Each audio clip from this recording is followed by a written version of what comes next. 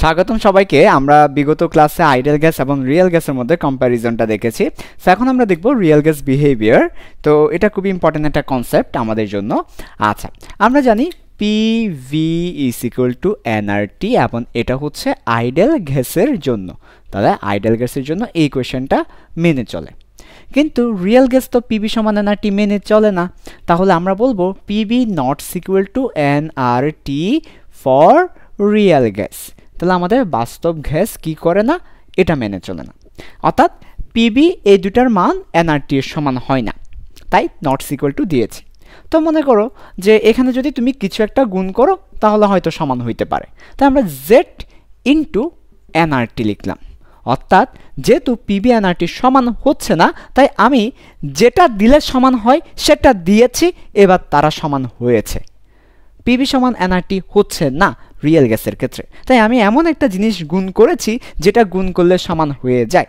For example, মনে করো PB এর মান 10, এনআরটি এর মান 5, তাহলে 2 গুণ করলে সমান হয়। যদি 2 গুণ না করতাম সমান হতো না, তাহলে জেড হচ্ছে 2। তাহলে যেটা গুণ করলে সমান হয়ে যায় সেটা হচ্ছে জেড। আচ্ছা, তো জেড হচ্ছে একটা ধ্রুবক, এই ধ্রুবকটাকে গুণ করলে কি হয়, সমান হচ্ছে। আচ্ছা, তো যে সকল ধ্রুবক গুণাকারে থাকে তাদেরকে নর্মালি ফ্যাক্টর বলা হয়। দ্যাট ইজ ওয়াই এই জেডকে আমরা বলি ফ্যাক্টর। কি ফ্যাক্টর? দুইটা নাম আছে এটার, একটা হচ্ছে কম্প্রেসিবিলিটি। বাহ, সুন্দর নাম, কম্প্রেসিবিলিটি ফ্যাক্টর একটা নাম হচ্ছে এটা। এর আরও একটা সুন্দর নাম আছে, কম্প্রেসিবিলিটি ফ্যাক্টর ছাড়া ওর আরও একটা সুন্দর নাম আছে, ওটা হচ্ছে ideal gas deviation factor. Ideal gas থেকে যে বিচ্যুত হচ্ছে, ডেভিয়েটেড হচ্ছে, ওইটার ফ্যাক্টর। ফ্যাক্টর মানে যে ধ্রুবক গুণাকারে থাকে, নর্মালি তাকে ফ্যাক্টর বলি।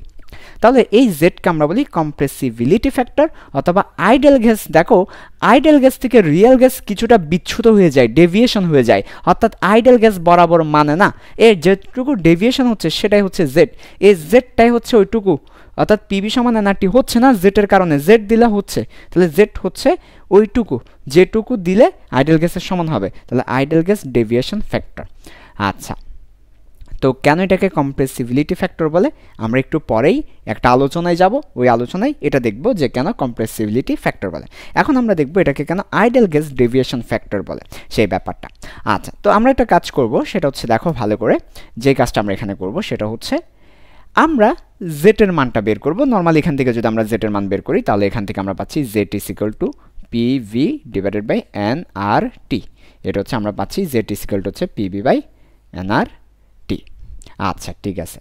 তো অন্যভাবেও সেটা আমরা করতে পারি, জেটের মান, জেড মানে হচ্ছে পিভি বাই এনআরটি। অন্যভাবে আমরা বলতে পারি, দেখো আমরা বলতে পারি পি আইডেল ভি আইডেল গ্যাসের ক্ষেত্রে হচ্ছে এনআরটি, আর পি রিয়েল ভি রিয়েল গ্যাসের জন্য হচ্ছে আমার সেটা কি, জেড ইন্টু এনআরটি। তো আমরা এটাকে 1 নাম্বার দিলাম, এটাকে 2 নাম্বার দিলাম, তারপর ভাগ করে দিব 2 কে 1 দিয়ে। তাহলে কি পাই, Z is equal to NRT আর এনআরটি চলে যাবে, জেড ইজ ইকুয়াল টু আমরা পাচ্ছি P real V real divided by P ideal V ideal. তা আমরা এখানে পি রিয়েলকে তুলনা করার জন্য পি আইডেলের সমান ধরে নিচ্ছি, প্রায় সমান ধরে নিচ্ছি, সমান না প্রায় সমান ধরে নিচ্ছি তুলনা করার জন্য। তাহলে প্রায় সমান ধরে নিলে এটা আমরা কেটে দিতে পারি, প্রায় সমান ধরে নিচ্ছি আমরা, ঠিক আছে, ধরে নিচ্ছি প্রায় সমান। কিসের জন্য? কম্প্যারিজনের জন্য। তাহলে আমরা Z is equal to finally কি পাচ্ছি, V real divided by V ideal. তো এটা হচ্ছে আমাদের জেটের মূল সমীকরণ। কেউ যদি বলে জেটের সমীকরণটা লিখো, একটা হচ্ছে পিভি বাই এনআরটি, আরটা হচ্ছে জেড মানে হচ্ছে রিয়েল গ্যাসের ভলিউম এবং আইডেল গ্যাসের ভলিউমের রেশিও, এই রেশিওটা হচ্ছে জেড। ওকে, আচ্ছা, তো এটা হচ্ছে আমাদের জেটের একদম অরিজিনাল ডেফিনেশন। যদি আমরা রিয়েল গ্যাস এবং আইডেল গ্যাসের কি প্রেশারটাকে কাছাকাছি ধরে নিই, আমরা ধরে নিচ্ছি কাছাকাছি, সেই ক্ষেত্রে জেটের ডেফিনেশনটা আসে V real by V ideal. তো আসলে জেড বা আইডেল গ্যাস ডেভিয়েশন ফ্যাক্টর এটা যখন আমরা বের করি এটার মানটা, তখন আমরা প্রেশারটাকে কাছাকাছি রাখি, অর্থাৎ আমরা ধরে নিই অণুসমূহের মধ্যে ইন্টারমলিকুলার ফোর্স নাই, বা আমরা ইন্টারমলিকুলার ফোর্সটাকে একদম নেগলিজিবল করার ট্রাই করি। তো ইন্টারমলিকুলার ফোর্স না থাকলে কিন্তু দুইটা প্রায় সমান হয়ে যায়, কারণ আমরা জানি যে রিয়েল রিয়েল প্রেশার আসে কার কাছ থেকে? ইন্টারমলিকুলার ফোর্স থেকে বা আন্তঃআণবিক আকর্ষণ বল থেকে এই রিয়েল প্রেশারটা বেশি হয়। তো আমরা যদি আন্তঃআণবিক আকর্ষণ বলটাকে নেগলিজিবল করতে পারি, নাই করে দিতে পারি, তাহলে কিন্তু আমার ওই দুটা প্রায় কাছাকাছি সমান হয়ে যায়, তখন জেড হয় V real by B ideal. তো আমরা আসলে চেষ্টা করি যে এই জেড বের করার জন্য আমরা আন্তঃআণবিক বলটাকে প্রায় নাই করে দেওয়ার জন্য, যাতে করে রিয়েল আর আইডেল গ্যাসের প্রেশারটা কাছাকাছি হয়। তাহলে এটা হচ্ছে আমার Z, Z is equal to B real by B ideal. Okay, আচ্ছা ঠিক আছে, খুব সুন্দর। এবার আসো, তাহলে এখন আমাদের যে কাজটা করতে হবে সেটা হচ্ছে এই যে জেড বের করলাম আমরা V real by V ideal, জেডের মানগুলো একটু আমাকে দেখতে হবে, তারপর আমরা বুঝতে পারবো এই ব্যাপারটা। আচ্ছা, তাহলে আমরা জেটের অরিজিনাল ইকুয়েশন কি? জেটের অরিজিনাল ইকুয়েশন হচ্ছে V real by V ideal. যদি আমরা প্রেশারটাকে কি করতে পারি? সেম করে দিতে পারি, কাছাকাছি করতে পারি, তাহলে জেটের মান এটা আসে। আচ্ছা, তো দেখো, তাহলে এই ব্যাপার উপর ভিত্তি করে যদি আমরা দেখি যে আমাদের রিয়েল ভলিউমটা কি হচ্ছে, বেশি হচ্ছে কার কাছ থেকে? আইডেল ভলিউমের চেয়ে, এটা হইতে পারে। অথবা দেখা যেতে পারে রিয়েল ভলিউমটা কি হচ্ছে, ছোট হচ্ছে কার কাছ থেকে? আইডেল ভলিউমের কাছ থেকে। অথবা দেখা যেতে পারে রিয়েল ভলিউমটা সমান হচ্ছে আইডেল ভলিউম থেকে। আইডেল ভলিউম পাওয়া যাবে পিবি সমান এনআরটির সমীকরণ দিয়ে, আর রিয়েল ভলিউম পাওয়া যাবে প্র্যাকটিক্যালি, এক্সপেরিমেন্টালি। আমরা এক্সপেরিমেন্ট করে যে ভলিউমটা বের করবো সেটা রিয়েল, আর যেটা আমরা সূত্র দিয়ে বের করবো সেটা আইডেল। তো আমরা দেখতে পাচ্ছি এক্সপেরিমেন্টাল ভলিউমটা বেশি আইডেল ভলিউমের চেয়ে। তাহলে কি হবে? তাহলে জেডটা 1-এর চেয়ে বড় হবে, বিকজ আমরা জানি জেড হচ্ছে V real divided by V ideal. তো আমার যদি রিয়েলটা বড় হয় তাহলে এটা 1-এর চেয়ে বড় হবে জেটের মানটা, কারণ উপরে বড় নিচে একটা ছোট, তাহলে ভাগ করলে 1-এর চেয়ে বড় আসবে, তাহলে জেটের মানটা 1-এর চেয়ে বড় আসবে।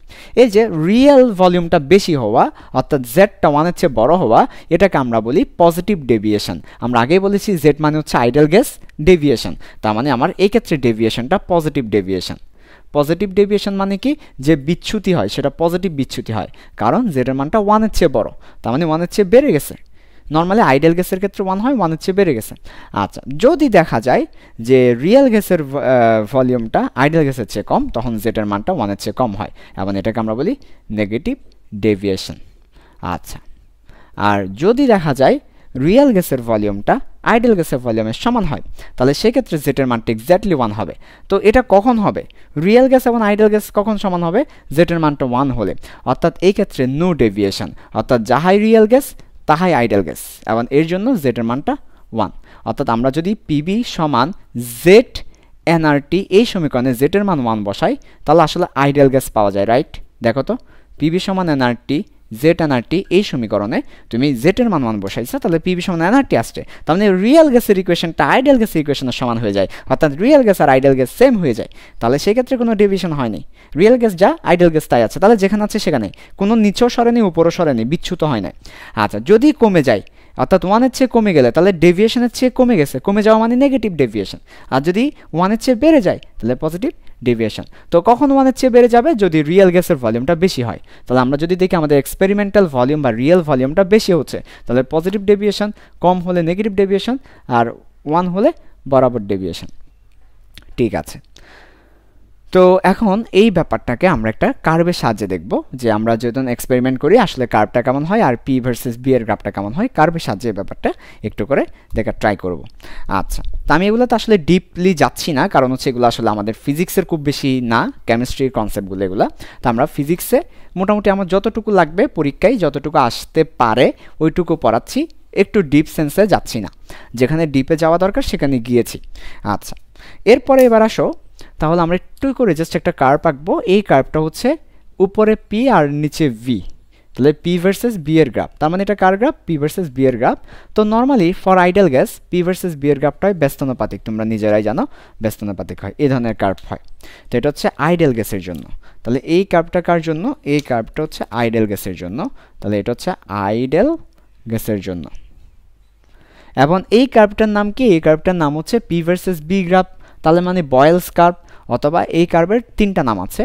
একটা হচ্ছে এই কার্ভের নাম পি ভার্সেস বি গ্রাফের নাম হচ্ছে, যেটা আমরা জানি বয়েলের একটা সূত্র ছিল পি সমানুপাতিক 1/v, এখান থেকে এই কার্ভটা আসে, তাই এই কার্ভের নাম হচ্ছে বয়েলস কার্ভ, বয়েলসের গ্রাফ। এরপর আরেকটা হচ্ছে আইসোথার্মাল কার্ভ। কেন আইসোথার্মাল বলেছিলাম? বলেছিলাম যে পি ভার্সেস বি, এই যে এটাতে টি কনস্ট্যান্ট রাখতে হয় বয়েলসের সূত্রে, অন্যথায় বয়েলসের সূত্র ভ্যালিড না। তো টি কনস্ট্যান্ট রাখার অর্থ হচ্ছে তাপমাত্রা আইসো রাখা, আইসো মানে সেম তাপমাত্রা রাখা, সম উষ্ণ, উষ্ণ সেম রাখা, তাপমাত্রা সেম রাখা, আইসোথার্মাল, এটাকে আমরা বলছি আইসোথার্মাল লাইন বা আইসোথার্মাল কার্ভ বলছি। তার মানে এই গ্রাফের একটা নাম হচ্ছে বয়েলস কার্ভ আর একটা হচ্ছে আইসোথার্মাল কার্ভ। বয়েলস কার্ভ বলছি বয়েলসের সূত্র থেকে আসে, আইসোথার্মাল বলছি তাপমাত্রা কনস্ট্যান্ট রাখার কারণে। আর এটা হচ্ছে আইডেল গ্যাসের জন্য। এবার দেখো রিয়েল গ্যাসের জন্য গ্রাফটা কেমন দেখায় আসলে। তো রিয়েল গ্যাসের জন্য গ্রাফটা হয় এমন,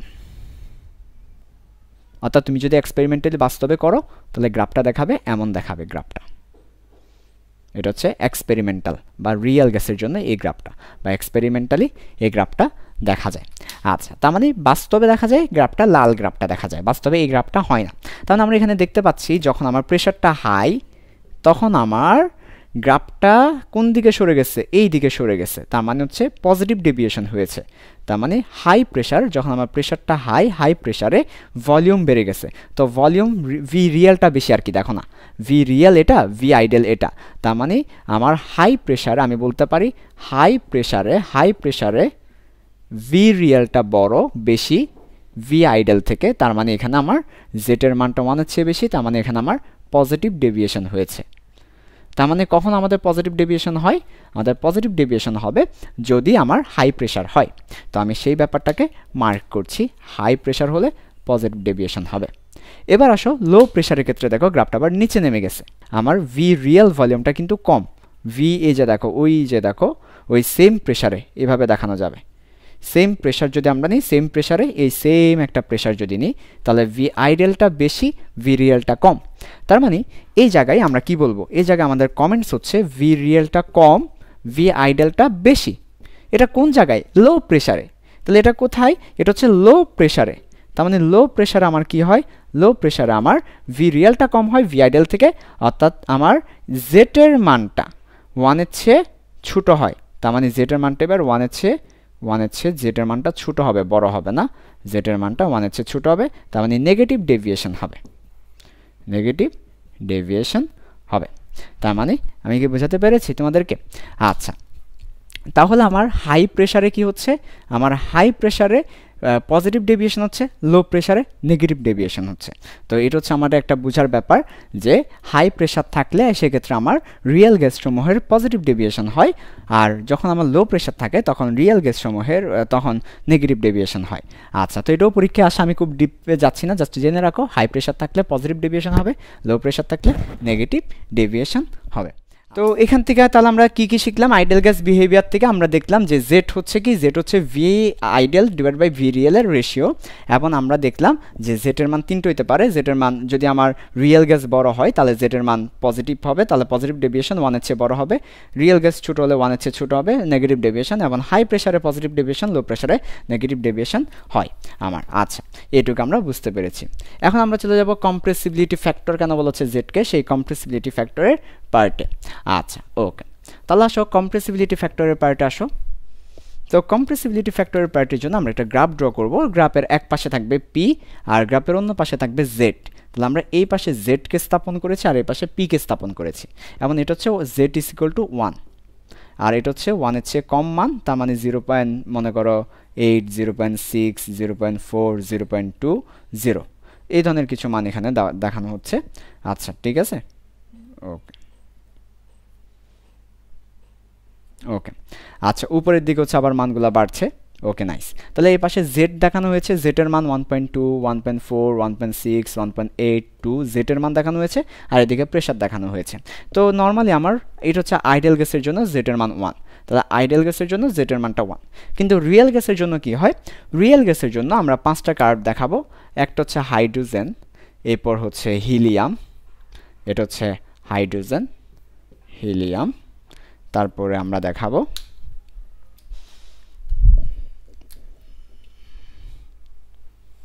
এই এই এই এটা হচ্ছে কার্বন ডাইঅক্সাইড, এটা হচ্ছে মিথেন, আর এটা হচ্ছে নাইট্রোজেন। ওকে, আচ্ছা, 3টা কার্ভ আমরা দেখিয়েছি। এটা হচ্ছে আমার nitrogen, methane, carbon dioxide, helium, hydrogen. যে আমরা দেখতে পাচ্ছি হাইড্রোজেন এবং হিলিয়ামের ক্ষেত্রে জেটের মানটা অলওয়েজ 1-এর চেয়ে বেশি। তার মানে আমরা লিখলাম যে হাইড্রোজেন এবং হিলিয়ামের জন্য জেটের মান জেট অলওয়েজ গ্রেটার দেন 1, তার মানে 1-এর বেশি, তার মানে অলওয়েজ তাদের পজিটিভ ডেভিয়েশন হয়। আচ্ছা, এটা একটা আমরা বুঝতে পেরেছি। আবার আমরা দেখতে পাচ্ছি নাইট্রোজেন, তারপর হচ্ছে মিথেন, কার্বন ডাইঅক্সাইড যখন লো প্রেসারে ছিল, এটা হচ্ছে লো প্রেসার, এটা হচ্ছে হাই প্রেসার। যখন লো প্রেসারে ছিল তখন নেগেটিভ ডেভিয়েশন জেটের চেয়ে কমে গেছে, তার মানে নেগেটিভ ডেভিয়েশন হয়েছে। আমরা আগেই বলেছি লো প্রেসারে থাকলে নেগেটিভ ডেভিয়েশন হবে সেটা। আর যখন হাই প্রেসারে তখন দেখো জেটের মান 1-এর চেয়ে বড়, তার মানে হাই প্রেসারে সেটা পজিটিভ ডেভিয়েশন হয়েছে। আচ্ছা, তার মানে আমরা বলতে পারি যে নাইট্রোজেন, মিথেন, কার্বন ডাইঅক্সাইড এসবের জন্য আমার লো প্রেসারে জেটের মানটা 1-এর চেয়ে ছোট, তার মানে জেটের মানটা 1-এর চেয়ে ছোট, আর হাই প্রেসারে 1-এর চেয়ে বড়। ওকে, আচ্ছা, তো এই ব্যাপারটা কেন? কিছু গ্যাসের জন্য অলওয়েজ 1-এর চেয়ে বড়, কিছু গ্যাসের জন্য। এখান থেকে একটা মজার কনসেপ্ট চলে আসে, সেটা হচ্ছে কম্প্রেসিবিলিটি ফ্যাক্টর। কম্প্রেসিবিলিটি, যাদেরকে চাপ দিয়ে তরলে পরিণত করা যায় না তাদের জন্য জেটের মানটা অলওয়েজ 1-এর চেয়ে বেশি হবে, আর যাদেরকে চাপ দিয়ে তরলে পরিণত করা যায় তাদের জন্য লো প্রেসারে 1-এর চেয়ে কম এবং হাই প্রেসারে 1-এর চেয়ে বেশি হবে। লিখে দিচ্ছি কথাটা। যাদেরকে বলতে যে সকল গ্যাসকে, এটা তো আমরা গ্যাস নিয়ে কথা বলছি না, তাই না? ওকে, তাহলে যে সকল গ্যাসকে কম্প্রেস করে, এখন কম্প্রেস মানে কি? চাপ দেওয়া। তাহলে কম্প্রেস করে তরলে পরিণত করা যায় তাদেরকে কম্প্রেসিবল গ্যাস বলে। তাদের জন্য এই নীল গ্রাফগুলো, নীল কার্ভগুলো, তার মানে নীল কার্ভগুলো বলতে এই ব্যাপারটা তাদের জন্য। তার মানে এই যে নীল গ্রাফগুলো কাদের জন্য হবে? নীল গ্রাফগুলো প্রথমে হচ্ছে আমার জেটের মানটা লো প্রেসারে কমবে, তারপর হাই প্রেসারে বাড়বে। এই ব্যাপারগুলো কাদের জন্য হবে? এই ব্যাপারগুলো হবে যে সকল গ্যাসকে কম্প্রেস করে চাপ দিয়ে তরলে পরিণত করা যায় তাদের জন্য। যাদেরকে চাপ দিয়ে তরলে পরিণত করা যায়, অর্থাৎ চাপ দিলে সেটা হচ্ছে আস্তে আস্তে তরল হয়ে যাবে গ্যাসটা, তাদেরকে আমরা বলবো যে কম্প্রেসিবল গ্যাস। চাপ দিয়ে কম্প্রেস করে তরলে পরিণত করা যাবে এবং তাদের জন্য এই নীল কার্ভগুলো প্রথমে কমবে তারপর বাড়বে। আর যাদেরকে চাপ দিয়ে তরলে পরিণত করা যায় না তাদের জন্য হচ্ছে অলওয়েজ জেটের মানটা 1-এর চেয়ে বড় থাকবে। তার মানে এটা হচ্ছে নন কম্প্রেসিবল গ্যাস, নন কম্প্রেসিবল গ্যাস। চাপ দিয়ে এদেরকে কি করা যাবে না? তরলে পরিণত করা যাবে না। তাহলে চাপ দিয়ে যতই চাপাচাপি করো তরল করা যাবে না, তাহলে এটা হচ্ছে নন কম্প্রেসিবল গ্যাস। তো এখান থেকে কম্প্রেসিবিলিটি ফ্যাক্টরটা আসছে যে যদি তোমার জেটের মানটা অলওয়েজ 1-এর চেয়ে বড় হয় তাহলে হচ্ছে নন কম্প্রেসিবল, আর যদি প্রথমে লো প্রেসারে 1-এর চেয়ে কম, পরে হাই প্রেসারে 1-এর চেয়ে বেশি হয়, তো সেটা হচ্ছে কম্প্রেসিবল গ্যাস। তো এইখান থেকে কম্প্রেসিবিলিটি ফ্যাক্টর চলে আসছে জেটের। এবং এখানে একটা কথা বলি, মজার ব্যাপার, যে দেখো এই কার্ভটা সবার নিচে, এই কার্ভটা মাঝখানে, এই কার্ভটা ইয়েতে। তো এটা আসলে নাইট্রোজেনের আণবিক ভর কত? 14, মিথেনের আণবিক ভর কত? 16, কার্বন ডাইঅক্সাইডের আণবিক ভর কত? 44, হাইড্রোজেনের 1, হিলিয়ামের 2। তার মানে যার আণবিক বল যত বেশি হবে সে তত নিচে অবস্থান করবে, তাহলে বলছি যে এখানে প্রত্যেকটা কার্ভের মধ্যে দেখো অনেক সময় তোমাকে বলতে পারে এখানে কার আণবিক ভর কত। যার আণবিক ভর যত হবে সে তত নিচে অবস্থান করবে, যার আণবিক ভর যত বেশি সে তত নিচে থাকবে। এটা হচ্ছে এমসিকিউতে পরীক্ষা আসে, যার আণবিক বল যত সে তত নিচে থাকবে। এগুলো সবগুলোর ব্যাখ্যা হচ্ছে আমাদের লাগবে না, আমাদের আউট অফ সিলেবাস এগুলো, ঠিক আছে? জাস্ট পরীক্ষা আসে, ব্যাখ্যা আসে না, পরীক্ষায় এই ব্যাপারগুলো আসে। এগুলো হচ্ছে অনেক হায়ার লেভেলের পড়াশোনা, কিন্তু আমাদের পরীক্ষায় এগুলো আসে। জাস্ট বলে যে নিচের কোনটার আণবিক বলের ক্রমটা লিখো। আণবিক ভরের ক্রম লিখলে তোমার মনে করো এটা, যেমন মনে করো ফর এক্সাম্পল এটা হচ্ছে এ গ্যাস, এটা বি গ্যাস, এটা সি গ্যাস, আণবিক ভরের ক্রম লিখো। তাহলে এ এর কম, বি আরও বেশি, সি আরও বেশি, যার বেশি সে নিচে, তাহলে যে নিচে থাকবে তার আণবিক ভর অনেক বেশি। যেটা হচ্ছে আণবিক ভরের ক্রম। তো পরীক্ষা এটা প্রায় সময় আসে আণবিক ভরের ক্রম লিখো, তার মানে হচ্ছে যার আণবিক ভর যত বেশি সে তত নিচে থাকবে। আচ্ছা, তো আমাদের ফিজিক্সে আজকে যতটুকু পড়াইছি আমি খুব ডিপ একটা ব্যাখ্যাও করি নাই, একটারও অ্যানালাইসিস করি নাই, জাস্ট টপিকগুলো পড়িয়ে গেলাম, বিকজ আমাদের এই টপিকগুলো মোটামুটি পরীক্ষা আসতে পারে, তবে এটার অ্যানালাইসিস লাগবে না, ডিপ অ্যানালাইসিস। ওকে, আচ্ছা, তো এই যে ছিল আমাদের আইডিয়াল গ্যাস বিহেভিয়ারের কনসেপ্টটা। ওকে।